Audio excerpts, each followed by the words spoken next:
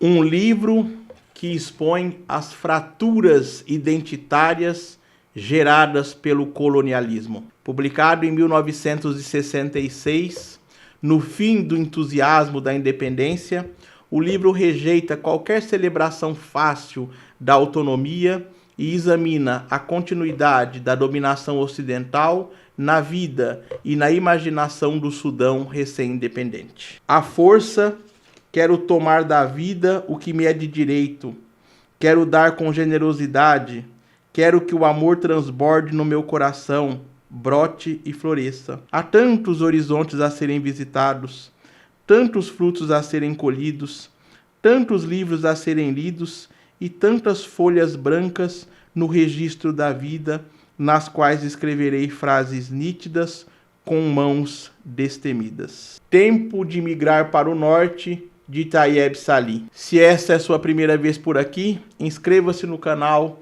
ative o sininho das notificações e compartilhe este vídeo com seus amigos e inimigos, porque o importante é compartilhar. Este romance é um contradiscurso que enfrenta diretamente a tradição europeia, especialmente Coração das Trevas, de Joseph Conrad. A figura de Mustafa Said é o eixo dessa inversão. Ele representa a mistura de culturas e o uso do saber europeu como arma simbólica contra o colonizador. O narrador anônimo, jovem sudanês que retorna ao país após anos de estudo em Londres, encarna o projeto de modernização nacional. A falta de nome indica sua identidade fluida. Esse projeto se desfaz com a presença de Mustafa Said, seu duplo sombrio, que revela o preço psicológico da assimilação. Said domina as instituições europeias,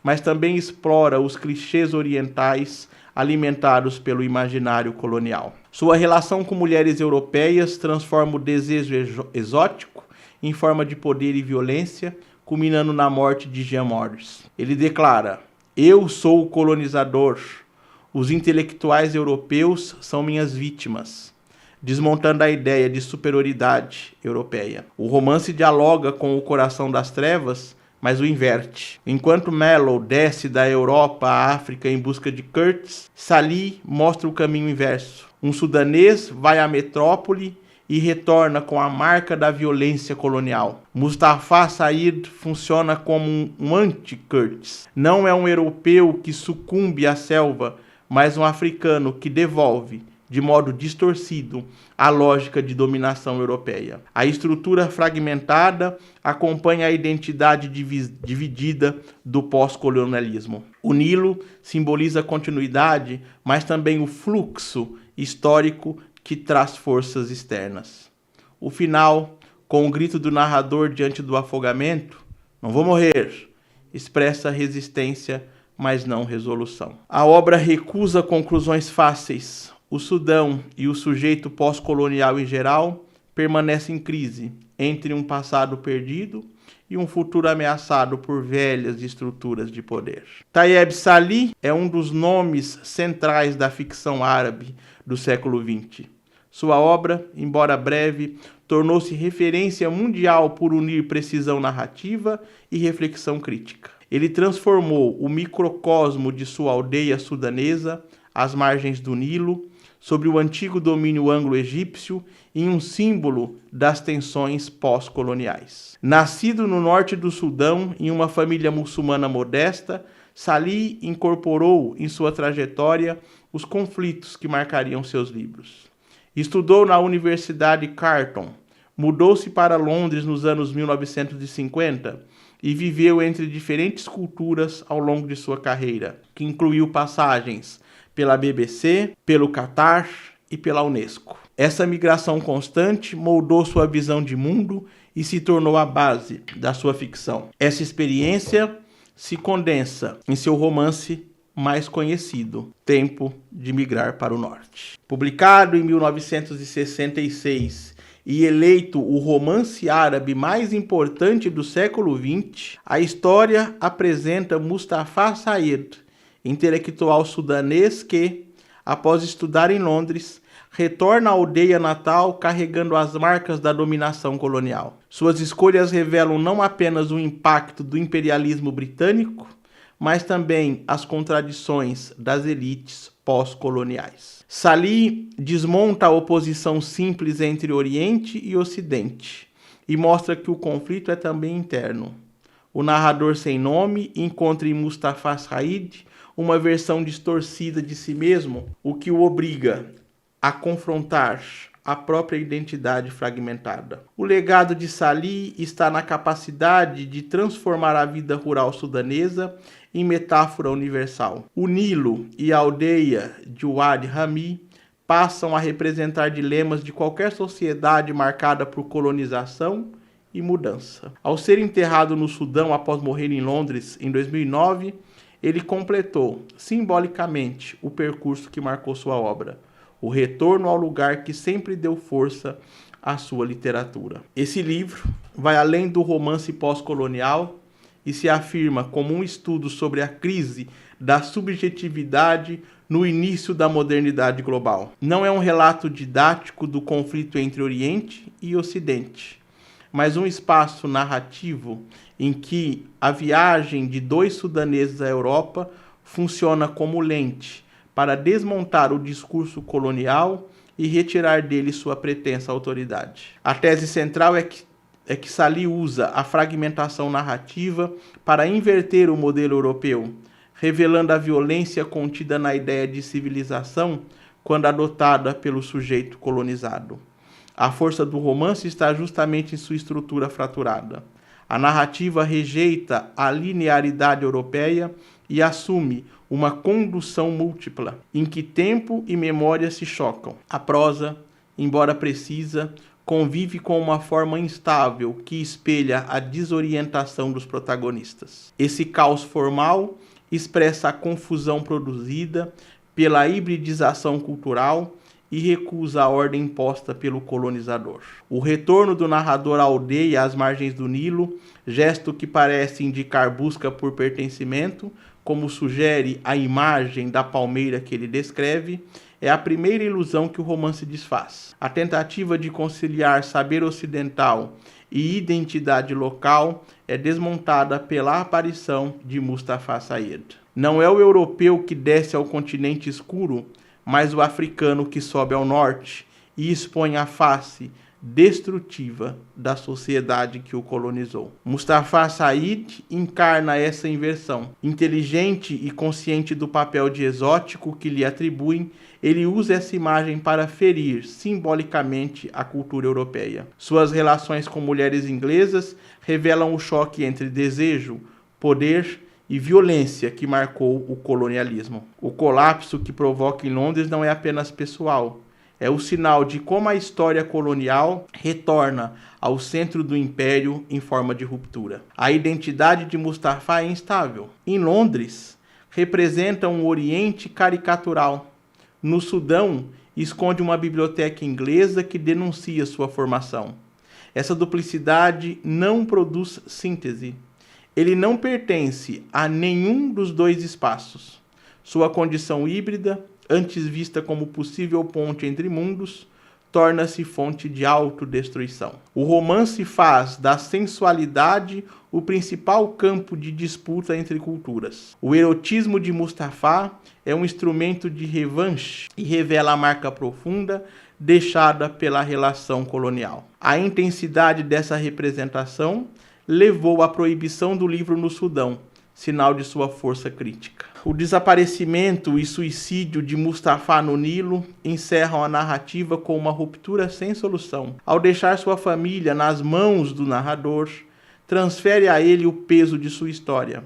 A cena final, o narrador lutando contra as águas e pedindo socorro, suspende qualquer ideia de redenção. O destino de Mustafa se projeta sobre ele e sobre o próprio Sudão. A luta no rio simboliza o confronto com uma identidade marcada pela violência colonial. O romance termina sem resposta.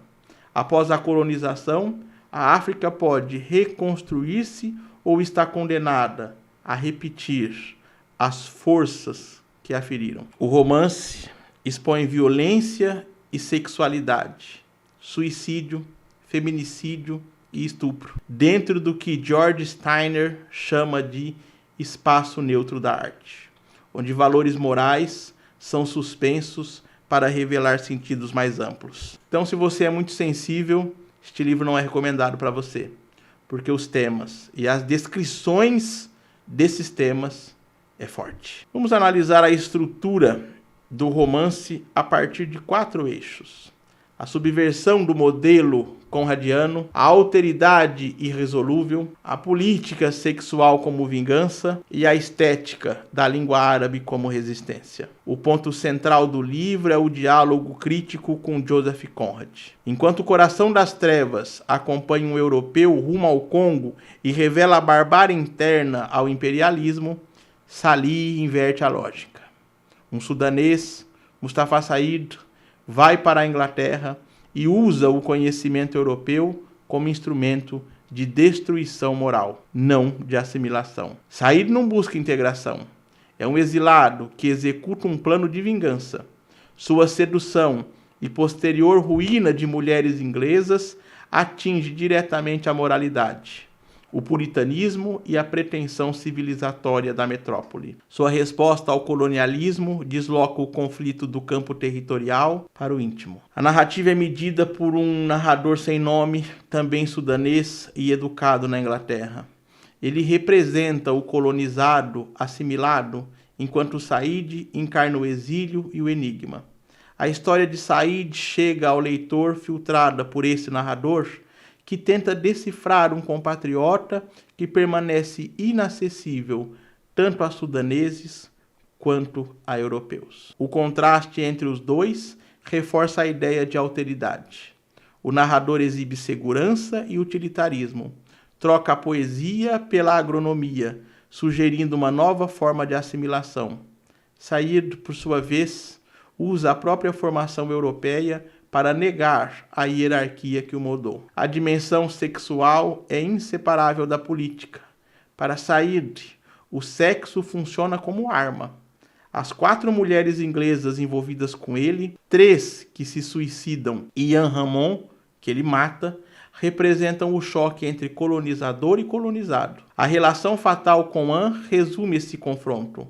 Não há vitória, mas destruição mútua. O gesto de Said expõe a ambiguidade da resistência violenta. Ao escrever o romance em árabe, Salih afirma sua soberania estética, recusa o idioma do colonizador e inscreve a narrativa na tradição literária árabe, aproximando-se de poetas como Adunis. Sua linguagem, marcada por imagens simbólicas que ligam corpo e natureza, reforça o vínculo com o Sudão e com a herança árabe africana. Essa escolha é política. Reafirma a identidade linguística diante da hegemonia europeia. O romance é também um documento intelectual do período pós-independência do Sudão. Apesar de ter sido alvo de censura, Mustafa Said torna-se metáfora de países africanos colonizados e de uma geração educada na Europa que recusou a plena assimilação. Salih, ao lado de autores como Chinua Achebe e José Cavreirinha, mostra como a literatura africana examina espelhos coloniais e inversões de poder, tema que também aparece em Desonra, de Coetzee. Tempo de migrar para o norte permanece atual porque obriga o leitor a encarar a violência recíproca do encontro colonial e os impasses da resistência. Publicado em 66, como eu já disse, o livro expõe o impacto duradouro do encontro desigual entre Oriente e Ocidente e constrói um complexo retrato psicológico. O núcleo da obra é a inversão do olhar colonial. Salih reage à tradição europeia que associa o mundo árabe ao atraso. Ao criar Mustafa Said, um sudanês brilhante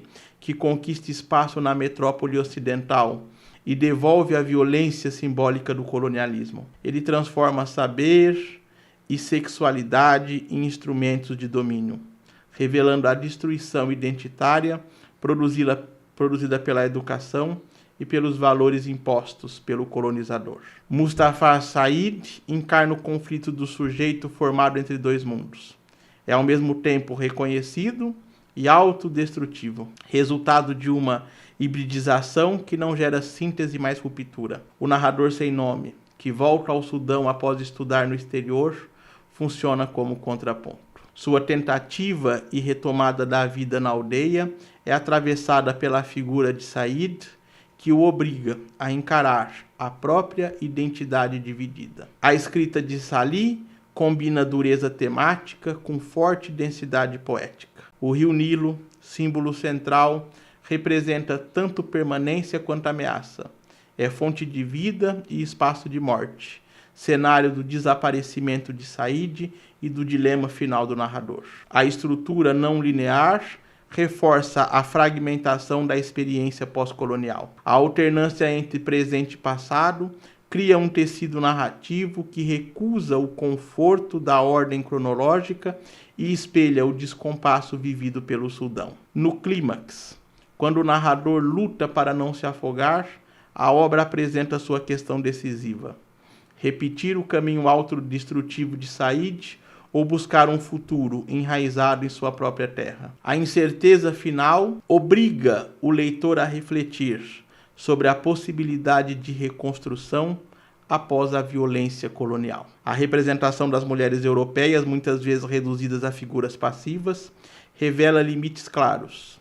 Embora funcione como denúncia do uso da sexualidade como arma, o romance reproduz padrões patriarcais que hoje podem ser lidos como misóginos. Essa tensão, porém, amplia o debate sobre o poder e violência simbólica. Tempo de Migrar para o Norte é uma obra exigente. Sua crítica cultural e sua força psicológica fazem dela uma leitura para quem busca compreender os impasses da identidade no mundo pós-colonial. Eu adorei esse livro.